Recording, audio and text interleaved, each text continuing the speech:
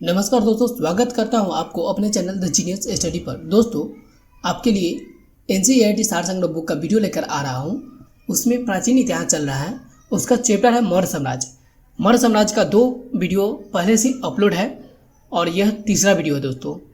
तो इस वीडियो का नेक्स्ट क्वेश्चन देखते हैं।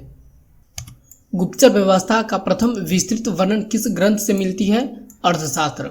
गुप्तचर व्यवस्था का प्रथम विस्तृत वर्णन किस ग्रंथ से मिलता है? अर्थशास्त्र से।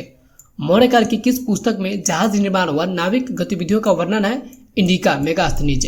मौर्य काल की किस पुस्तक में जहाज निर्माण व नाविक गतिविधियों का वर्णन मिलता है? इंडिका मेगास्थनीज में। चंद्रगुप्त मौर्य अपने अंतिम समय किस धर्म का अनुयायी हो गया था? जैन धर्म। चंद्रगुप्त मौर्य अपने अंतिम समय किस धर्म का अनुयायी हो गया था? जैन धर्म। कौन सा स्थान मौर्य काल में शिक्षा का सर्वाधिक प्रसिद्ध केंद्र था? तक्षशिला।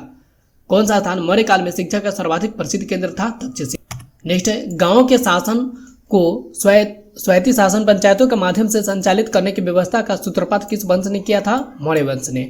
गांव के शासन को स्वायत्तशासी पंचायतों के माध्यम से संचालित करने की व्यवस्था का सूत्रपात किस वंश ने किया था? मौर्य वंश ने। मेगास्थनीज ने अपनी पुस्तक इंडिका में भारतीय समाज को 7 श्रेणियों में विभाजित किया है। मेगास्थनीज ने अपनी पुस्तक इंडिका में भारतीय समाज को कितने श्रेणियों में विभाजित किया है? तो 7 श्रेणियों में विभाजित किया है।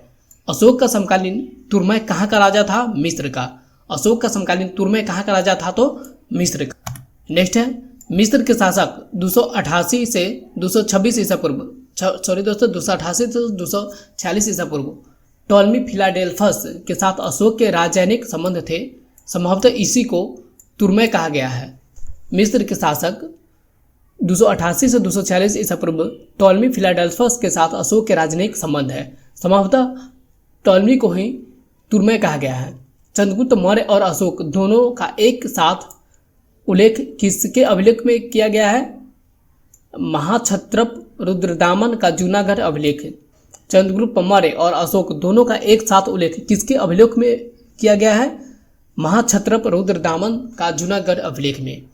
भाग का बलि किसके प्रमुख स्रोत थे? राजस्व के स्रोत। भाग का बलि किसके प्रमुख स्रोत थे? राजस्व स्रोत। नेक्स्ट है, गिरनार क्षेत्र में एक झील का निर्माण किस शासक ने करवाया था? चंद्रगुप्त मौर्य। गिरनार क्षेत्र में एक झील का निर्माण किस शासक ने करवाया था? चंद्रगुप्त मौर्य।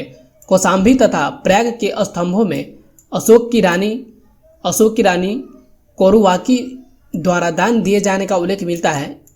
इसे रानी का अभिलेख भी कहा जाता है। रानी का अभिलेख कहाँ पे है?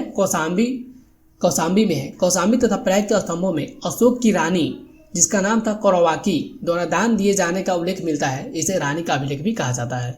प्राचीन भारत के किस ग्रंथ में पति द्वारा परित्यक्त पत्नी के लिए विवाह विच्छेद की अनुमति दी गई थी? अर्थशास्त्र में। प्राचीन भारत के किस ग्रंथ में पति द्वारा परित्यक्त पत्नी के लिए विवाह विच्छेद की अनुमति दी गई थी? अर्थशास्त्र में। नेक्स्ट है, कलिंग युद्ध की विजय तथा क्षत्रियों का वर्णन अशोक के किस अभिलेख में है? 13वें शिलालेख में।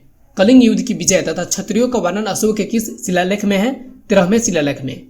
अशोक के अभिलेखों से किस दक्षिण राज्य के अतिरिक्त सभी दक्षिण राज्यों का उल्लेख प्राप्त होता है? सातवाहन। अशोक के अभिलेखों से किस दक्षिण राज्य के अतिरिक्त सभी दक्षिण राज्यों का उल्लेख प्राप्त होता है? सातवाहन। अंतिम मौर्य सम्राट कौन था? बृहद्रथ। अंतिम मौर्य सम्राट कौन था? बृहद्रथ। मौर्य का जल संसाधन व्यवस्था की जानकारी किस अभिलेख से प्राप्त होती है? रुद्रदामन का गिरनार अभिलेख। मौर्य की जल संसाधन व्यवस्था की जानकारी किस अभिलेख से प्राप्त होती है? रुद्रदामन का गिरनार अभिलेख। नेक्स्ट, अशोक का समकालीन मिस्र का राजा था अलेक्जेंडर। अशोक का समकालीन मिस्र का राजा था अलेक्जेंडर। दोस्तों, इस वीडियो को लाइक करके अपने दोस्तों से शेयर करें और कमेंट करके हमें बताइए वीडियो आपको कैसा लग रहा है। और हाँ दोस्तों, अगर आप इस चैनल पर नए आए हैं तो चैनल को सब्सक्राइब जरूर कर लें। नेक्स्ट क्वेश्चन है दोस्तों, सेल्यूकस निकेटर, जिसे चंद्रगुप्त ने अफगानिस्तान प्रदान किया था, वह कहाँ का शासक था? सीरिया बेबीलोन का। सेल्यूकस निकेटर, जिससे चंद्रगुप्त ने अफगानिस्तान प्राप्त किया था, वह कहाँ का शासक था? सीरिया बेबीलोन का। अशोक के पश्चात देवनाम प्रिया की उपाधि किसने धारण की थी? दशरथ ने। अशोक के पश्चात देवनाम प्रिया की उपाधि किसने धारण की थी? दशरथ ने।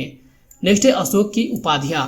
अशोक की कौन कौन सी उपाधि मिली गई है? वो उपाधि और स्रोत। उपाधि में अशोक मास्की लघु शिलालेख में। अशोक का नाम अशोक मिलता है मास्की लघु शिलालेख में। देवनाम प्रियस अशोक राजा गुर्जरा लघु शिलालेख में। अशोक मौर्य रुद्रदामन का जूनागढ़ अभिलेख से मिलता है। अशोक मौर्य रुद्रदामन का जूनागढ़ अभिलेख से मिलता है। प्रियदर्शिस राजा बराबर गुहा लेख से मिलता है। प्रियदर्शिस राजा मगध भाबरू बैराट लघु शिलालेख से मिलता है।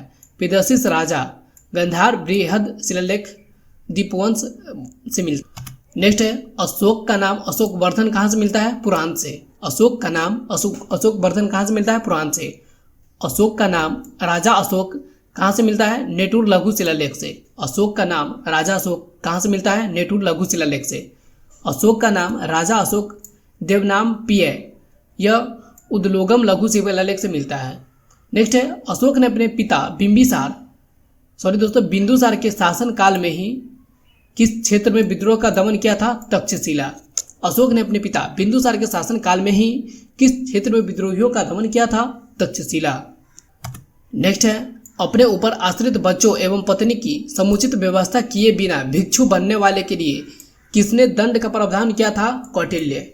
अपने ऊपर आश्रित बच्चे एवं पत्नी की समुचित व्यवस्था किए बिना भिक्षु बनने वाले को किसने दंड का प्रावधान किया था? कौटिल्य ने। खरोष्ठी लिपि की उत्पत्ति कैसे हुई थी? अरमाइक भाषा की। खरोष्ठी लिपि की उत्पत्ति किससे हुई थी? अरमाइक भाषा से। कौटिल्य किसके प्रधानमंत्री थे? चंद्रगुप्त मौर्य। कौटिल्य किसके प्रधानमंत्री थे? चंद्रगुप्त मौर्य। मौर्य के पश्चात भारत की उत्तर पश्चिम सीमा पर किसकी अधिकार हुआ? बैक्ट्रियन शासकों का। मौर्य के पश्चात भारत की उत्तर पश्चिम सीमा पर किसकी अधिकार हुआ था? बैक्ट्रियन शासकों का। नेक्स्ट है मौर्य शासन व्यवस्था में रूपदर्शक नामक अधिकारी का कार्य क्या होता था? सिक्कों का परीक्षण। मौर्य शासक व्यवस्था में रूपदर्शक नामक अधिकारी का कार्य क्या होता था? सिक्कों का परीक्षण। वह मौर्य राजा जो अमित्रघात के नाम से जाना जाता था कौन था? बिंदुसार। वह मौर्य राजा जो अमित्रघात के नाम से जाना जाता था कौन था? बिंदुसार। नेक्स्ट है मौर्य काल की मुद्रा। इस काल में चांदी व तांबे की सिक्के का उल्लेख मिलता है। इस काल में किस किस का सिक्के का मुद्रा मिलती है? चांदी व तांबे के सिक्के का उल्लेख मिलता है। चांदी के सिक्के के 4 प्रकार थे, पन, अर्धपन, पाद, अष्टभाग। चांदी के सिक्के के 4 प्रकार कौन कौन था? पन, अर्धपन, पाद, अष्टभाग। तांबे के सिक्के के 4 प्रकार था, मासक, अर्धमासक, काकनी, अर्धकाकनी। मासक, अर्धमासक, काकनी और अर्धकाकनी। नेक्स्ट है अशोक ने अपने राज्याभिषेक के 8वें वर्ष 261 ईसा पूर्व कलिंग पर आक्रमण कर उस पर विजय प्राप्त की। अशोक ने अपने राज्याभिषेक के 8वें वर्ष 261 ईसा पूर्व कलिंग पर आक्रमण कर उस पर विजय प्राप्त की थी। दोस्तों ये मौर्य साम्राज्य का लास्ट वीडियो था। आशा करता हूँ कि आप वीडियो 1, 2 और 3 तीनों वीडियो को जरूर देखे होइएगा दोस्तों मिलते हैं नेक्स्ट वीडियो में। तब तक के लिए थैंक यू। अगर आप इस चैनल पर पहली बार आए तो चैनल को सब्सक्राइब जरूर कर लीजिए। थैंक यू दोस्तों, मिलते हैं नेक्स्ट वीडियो में।